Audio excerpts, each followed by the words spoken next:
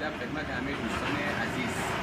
امروز یک چند نکته درباره کمپرسورهای برونوای اطلس وول بیت 4 بیت 6 گفته میشه که درباره ترمیمی پستون یا خرابی شاکور یا میلنگ.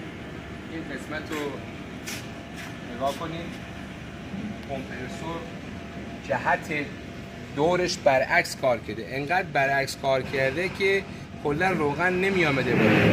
حالا یک آقای مجموعه کارخانه ها که از این کمپرسورات دارن حتما یک دونه فشنگی روغن کمپرسور پای پرایدی معمولی، فشنگی روغن از این فشنگی ها استفاده کنن، برای ایره بردارن بذارن به یک قسمت اول پمپ با یک تایمر روغن بذارن بالاش. این مشکلش برطرف میشه، اینجور خسارت به کمپرسور نمیخوره که مشکلی ایجاد نکنه.